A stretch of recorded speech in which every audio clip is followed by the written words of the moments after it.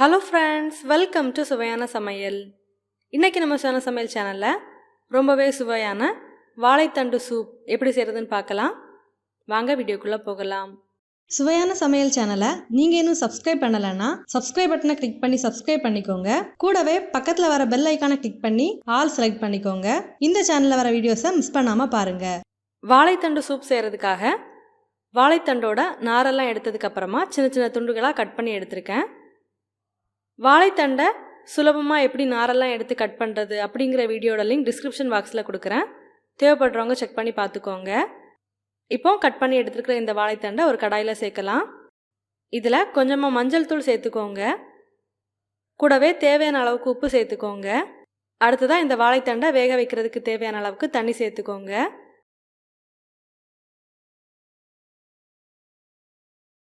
இதெல்லாம் சேர்த்ததுக்கு அப்புறமா ஒரு வாட்டி நல்லா கலந்து விட்டுக்கோங்க. இப்போ நம்ம ஸ்டவ் ஆன் பண்ணலாம். இதை மூடி வச்சு இந்த வாழைத்தண்டை நல்லா வேக வச்சு எடுக்கலாம்.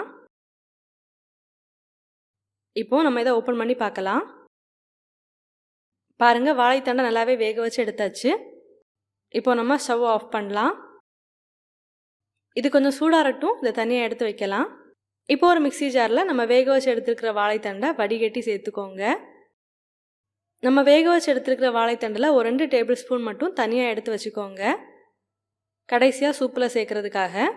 இப்போ இதில் கொஞ்சமாக தண்ணி சேர்த்து இதை நல்லா நைஸாக அரைச்சி எடுத்துக்கோங்க. பாருங்கள், இது நல்லாவே நைஸாக அரைச்சி எடுத்தாச்சு.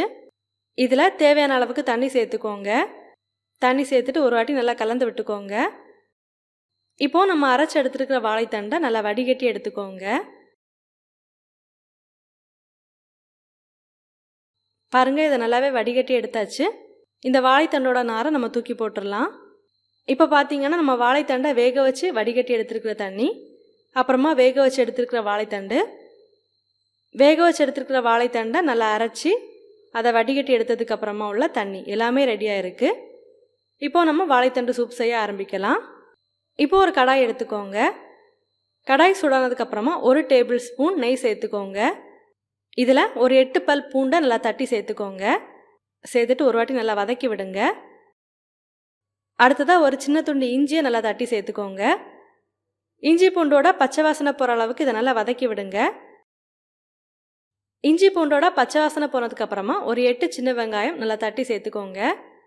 வெங்காயத்தையும் நல்லா வதக்கி விட்டுக்கோங்க. இதில் ஒரு கொத்து கருவேப்பிலை சேர்த்து நல்லா வதக்கி விடுங்க. வெங்காயம் வதங்கி வந்ததுக்கப்புறமா நம்ம வேக வச்சு எடுத்துருக்கிற வாழைத்தண்டை இதில் சேர்த்துக்கோங்க. சேர்த்து ஒரு வாட்டி நல்லா வதக்கி விட்டுக்கோங்க.